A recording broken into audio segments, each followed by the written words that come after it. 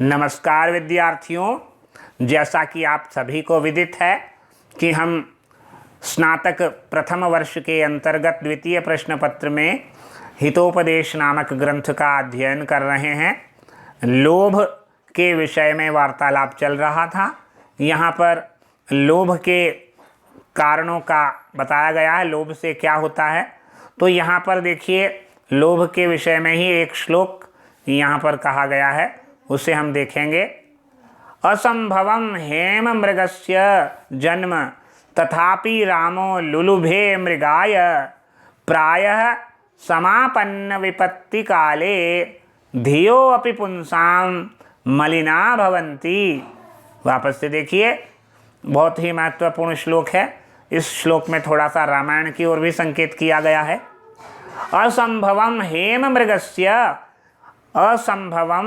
मृगस्य जन्म तथापि रामो लुलुभे मृगाय प्रायः समापन्न विपत्ति काले धियो अपि पुंसाम मलिना भवन्ति। देखिए, यहाँ पर बहुत अच्छी बात बताई गई है कि सोने के मृग का उत्पन्न होना असंभव है। इसीलिए यहाँ पंक्ति लिखी, असंभवम हेम मृगस्य जन्म, यानी सोने के हिरण का पैदा होना संभव नहीं है। तो भी फिर भी श्री राम ने स्वर्ण मृग के लिए लोभ किया। इसलिए तथापि रामो लुलुभे मृगाय, तथापि रामो मृगाय लुलुभे, यानी सोने के हिरण का होना असंभव है, फिर भी श्री राम जी ने स्वर्ण मृग के लिए लोभ किया। तो क्या हुआ, कारण बता रहे हैं आगे कि जब प्रायः समापन्न विपत्ति काले, प्रायः व्यक्ति के ऊपर विपत्ति आने पर धियो अपि, बुद्धिमान व्यक्तियों की भी, पुंसाम पुरुषों की भी, मलिना भवन्ति, धियाम मलिनो अपि, धियो अपि पुंसाम मलिना भवन्ति, पुरुषों की, महान पुरुषों की बुद्धि भी मलिनता को प्राप्त हो जाती है। यानी आपत्ति काल जब किसी के ऊपर आता है तो उसकी बुद्धि भी जो है मलिन हो जाती है। वह सोचने समझने की क्षमता खो देता है यदि उसका आपत्ति काल आ जाए। इसलिए यहाँ कहा गया है, सोने, पहले से संस्कृत में बताता हूँ श्लोक, फिर हिंदी में करते हैं, समझते हैं। असंभवम हेम मृगस्य जन्म तथापि राम लुलुभे मृगाय प्रायः समापन्न विपत्ति काले धियो अपि पुंसाम मलिना भवन्ति। तात्पर्य क्या हुआ, सोने के मृग का उत्पन्न होना संभव नहीं है, फिर भी श्री राम जी ने स्वर्ण मृग के लिए लोभ किया। प्रायः विपत्ति काल आने पर मनुष्य की बुद्धि मलिन हो जाती है। विपत्ति काल जब व्यक्ति पर आता है तो किसी भी प्रकार का महान मनुष्य हो, महापुरुष हो, मनुष्य की बुद्धि मलिनता को प्राप्त हो जाती है। तात्पर्य क्या हुआ, हेम मृगस्य, स्वर्ण मृगस्य जन्म उत्पत्ति असंभवम अति दुष्करम तथापि रामः दाशरथी मृगाय स्वर्ण हरिणाय लुलुभे लोभमकरोत् प्रायशः समापन्न विपत्ति काले उपस्थित संकट समये पुंसां मानवानां धियः बुद्धयः अपि मलिनाः कलुषिताः भवन्ति जायन्ते। अर्थात लोभवशात् तेषां धियः मोहं यान्ति इति भावः। हेम मृगस्य, हेम्नः मृगः, षष्ठी तत्पुरुष तस्य हेम मृगः। आगे असंभवम, असंभवम न संभवम इति असंभवम नय तत्पुरुष, फिर असंभवम समुपसर्ग भू धातु अपप्रत्यय संभवम, फिर लुलुभे लुभ धातु लिट लकार प्रथम पुरुष एक वचन लिट लकार, भूतकाल के लिए लंग लकार आता है, लुंग लकार आता है और एक लिट लकार। लिट लकार की पहचान ये है जहाँ पर धातु का द्वित्व हो जाए प्रथम अक्षर का, वो लिट लकार होता है। बभूव, तो ब अक्षर का बभू का भ का द्वित्व हो गया, फिर ब का पहला जो ब बन गया। ऐसे ही पपात, चचाल, पपाठ, ये इस प्रकार इसकी पहचान है। कौन सा है? लिट लकार। लुलुभे, लुभ धातु लिट लकार प्रथम पुरुष एक वचन। फिर समापन्न विपत्ति काले, समापन्ना विपत्ति, समापन्न विपत्ति तस्याह कालः तत्पुरुष तस्मिन् समापन्नः। समुपसर्ग आउपसर्ग पद धातुर कृत प्रत्यय समापन्नः। फिर भवन्ति भू प्लस लट। प्रस्तुत श्लोक में वंशस्थ छंद का प्रयोग किया गया है। वंशस्थ छंद जतौ तो वंशस्थम उदीरितनम जरौ, जिसके प्रत्येक चरण में जगण तगण जगण और रगण के क्रम से 12 वर्ण होते हैं, वह वंशस्थ छंद होता है। अब आगे देखिए गद्य है। अनंतरम सर्वे जालेन बद्धाः बभूवुः। इसके पश्चात सभी जाल में बंध गए, क्योंकि उन्होंने लोभ किया और लोभ के कारण वे जाल में फंस गए। अनंतरम सर्वे जालेन बद्धाः बभूवुः। इसके बाद सभी जाल में बंध गए। फिर ततो यस्य वचनात् तत्र अवलंबितास्तं सर्वे तिरस्कुर्वन्ति। फिर जिसके कारण सभी यहाँ पर बैठे थे, यस्य वचनात्, जिसके वचन के कारण, तत्र अवलंबिता, जिसके कारण वे सभी यहाँ पर बैठे थे दाना चुगने के लिए, तम सर्वे तिरस्कुर्वन्ति, वो उसे सभी उसका तिरस्कार करने लगे। क्योंकि उन्होंने कहा था ना, बूढ़ों की बात नहीं सुननी चाहिए। एक छोटे कबूतर ने कहा था ना, जवान कबूतर ने, बूढ़ों की बात नहीं सुननी चाहिए, जब आपत्ति काल आए तभी उनकी बात सुननी चाहिए। अगर बार बार हम ये वो शंका करेंगे ये खाएं या नहीं खाएं, तो कहाँ पर हमारा जीना भी संभव नहीं होगा, क्योंकि जीने के लिए खाना आवश्यक है। ये कह रहा था कबूतर, और उसने मना किया। चित्रगिरी ने नहीं माने तो जाल में फंस गए। अनंतरम, इसके पश्चात सर्वे जालेन बद्धा बभूवुः, सभी जाल में फंसकर बंदी बन गए। ततो यस्य वचनात्, इसके पश्चात जिसके वचन को सुनकर सभी लोग दाना खाने के लिए बैठे थे, वे उसका सभी तिरस्कार करने लगे, उसको कुछ कुछ बोलने लग गए। यतः, क्योंकि इसके बाद सभी जाल में फंसे गए, तब जिस कबूतर के वचन के अनुसार वहाँ उतरे थे, उसी की सभी निंदा करने लगे, उसको तिरस्कार करने लगे, उसी को निंदा करने लगे, उसकी बुराई करने लगे। अनंतरम न अंतरम यस्मिन् तत्कर्मणि, अनंतरम अव्ययी भाव, बद्धाः बंध धातु कृत प्रत्यय, वचनात् हेतु पंचमी। फिर अवलंबिताः, अब उपसर्ग लंब धातु कृत प्रत्यय। अब आगे श्लोक संख्या अगला शुरू होता है। तिरस्कुर्वन्ति, तिरस्कृ प्लस लट लकार प्रथम पुरुष बहुवचन। न गणस्याग्रतो गच्छेत सिद्धे कार्ये समम फलम, यदि कार्य विपत्ति स्याद् फिर मुखरस्तत्र हन्यते। देखिए यहाँ पर एक बताया गया है, शिक्षा दी गई है। क्या कहा गया? न गणस्य अग्रतो गच्छेत, कभी भी समूह के आगे नहीं जाना चाहिए, जन समूह के आगे नहीं चलना चाहिए। अगर कोई बहुत बड़ा समूह चल रहा है तो कभी भी उसके आगे नहीं चलना चाहिए, यानी उस समूह के आगे नेता बनकर नहीं चलना चाहिए। इसलिए यहाँ पर लिखा है न गणस्य अग्रतो गच्छेत सिद्धे कार्य समम फलम, क्योंकि कार्य में सफलता मिलने पर सभी को उसका फल बराबर प्राप्त होता है। जन समूह के आगे कभी भी नहीं चलना चाहिए, क्योंकि कार्य में यदि सफलता मिलती है तो उसके सफलता मिलने पर उसका जो फल है, लाभ है, सबको समान रूप से ही मिलता है, बराबर ही मिलता है। पर यदि कार्य में सफलता नहीं मिली तो अग्रणी ही मारा जाता है।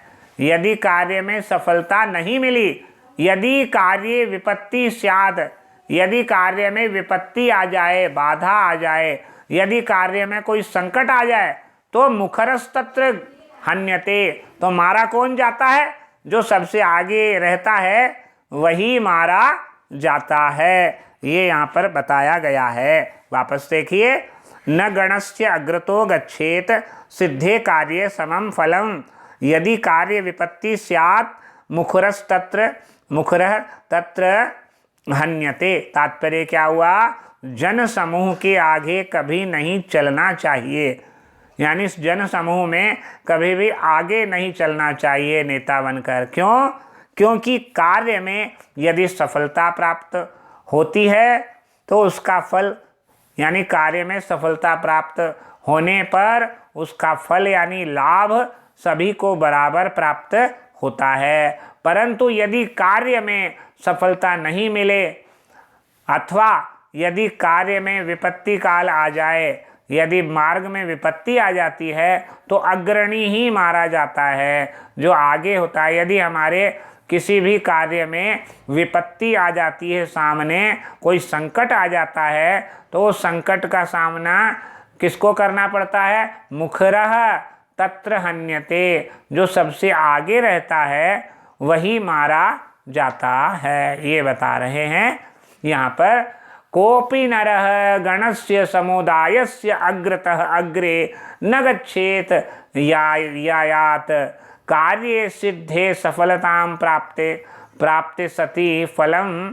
तस्य परिणामः लाभो वा समं तुल्यं भवति। यदि चेत कार्य विपत्ति, यदि कार्य में विपत्ति आती है, विपत्ति कार्य हानि स्यात् भवेत तर्हि तत्र कार्य नाशे मुखरः अग्रगामी हन्यते पीड्यते।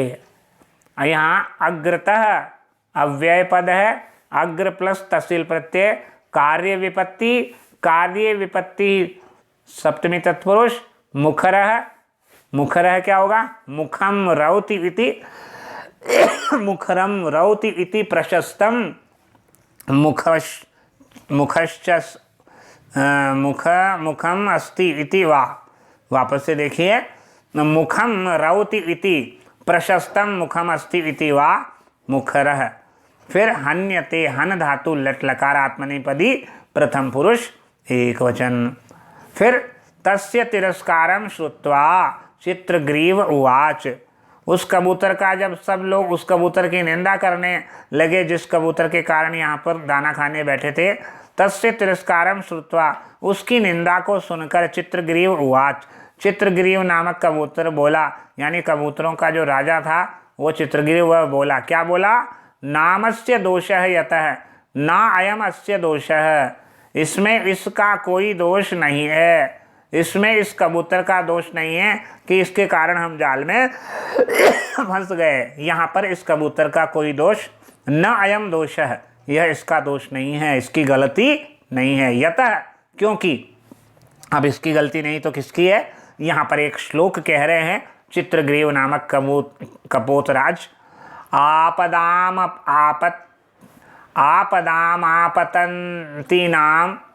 हितोऽप्यायाति हेतुतां मातृजङ्घा हि वत्सस्य स्तंभी भवति बंधने। वापस से देखिए,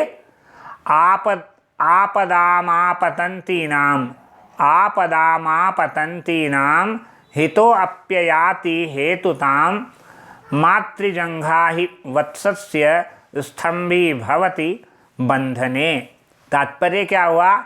उसका अनादर सुनकर चित्रग्रीव जी बोले, इसमें इस कबूतर का कोई दोष नहीं है। यतः, क्योंकि आने वाली आपत्तियों का कारण हितैषी व्यक्ति भी हो सकता है। इसीलिए उन्होंने ये पहली पंक्ति पढ़ी, आपदामापतन्तीनां हितोऽप्यायाति हेतुतां। तात्पर्य क्या हुआ? आने वाली आपत्तियों का कारण कभी कभी हितैषी व्यक्ति भी हो सकता है। उसी प्रकार जिस प्रकार बछड़े को बांधने में उसकी माता की जांघ ही खंबा बन जाती है, यदि कभी कभी बछड़े को बांधना हो और कुछ बांधने के लिए नहीं मिल रहा हो तो क्या किया जाता है? पशुपालकों के द्वारा माता के पैरों से ही उस बछड़े को, गाय के बछड़े को, उस गाय के जो गाय माता होती है उसकी, बछड़े की, उसी के पैरों से उसको बांध दिया जाता है। तो गाय तो बछड़े के लिए हितैषी है, फिर भी कई बार उसी के कारण भी उस पर संकट आ जाता है। इसीलिए इन्होंने यहाँ पर कही कि इस कबूतर को दोष मत दो। आपदाम आपतन्तीनाम, आपत्ति जो आने वाली होती है, हितो अपि, हितो अपि आयाति हेतुताम, तो कभी कभी उनका कारण हितैषी व्यक्ति भी बन जाते हैं। मातृजंघा, जिस प्रकार माता की जांघ जो होती है वही वत्सत से बछड़े को स्तंभी भवती, खंबा बन जाती है बंधने बांधने के लिए। ये यहाँ पर ये श्लोक बताया गया है। यानी कभी कभी यदि आपत्तियां आनी होती है तो हित चिंतक शुभ चिंतक व्यक्तियों के द्वारा भी आपत्ति आ जाती है। उसी प्रकार जिस प्रकार गाय का बछड़े को बांधने के लिए गाय की जो जांघ होती है, उसका जो पाँव होता है, वही उसको बांधने का खंबा बन जाता है, इसीलिए बांधने के लिए नहीं मिलते। तो यहाँ पर आने वाली आपत्तियों का कारण कभी कभी हितैषी व्यक्ति भी हो जाते हैं। जैसे बछड़े को बांधने में उसकी माता की जांघ भी कर्म खंबा बन जाती है, ये यहाँ पर बताया गया है। हितचिंतकः अपि आपतन्तीनाम् आयान्तीनाम् आपदां विपत्तीनां हेतुतां कारणत्वम् आयाति प्राप्नोति हि। यतः मातृजंघा दोहन काले गोजंघा वत्सस्य गोशिशोः बंधने स्तंभी भवति स्तंभ एव संपद्यते, ये यहाँ पर बताया है। आपतंती नाम आ उपसर्ग पत धातु क्षत्रि प्रत्यय और गीप प्रत्यय और है आपतंती नाम। हितः हा प्लस कतः बराबर हितः। हेतुताम हेतोः भावः हेतुता ताम। आयाति आ उपसर्ग या धातु लट लकार परस्मैपदी प्रथम पुरुष एक वचन। मातृजंघा मातुः जंघा षष्ठी तत्पुरुष। बंधने बंध धातु और ल्युट प्रत्यय। फिर आखिरी शब्द है स्तंभी भवति। स्तंभी भवति स्तंभम संपद्यते इति। स्तंभ प्लस च्वी प्लस भू लट लकार प्रथम पुरुष एक वचन। अन्यच्च, अब ये अन्य श्लोक जो है ये हम कल पढ़ेंगे। सबंधुर यो विपन्ना मापदुद्धारणम क्षमः न तो भीत परित्राण वत्स्तूपलांभ पंडितः, ये हम कल पढ़ेंगे। आज यही विराम देते हैं। नमस्कार, धन्यवाद।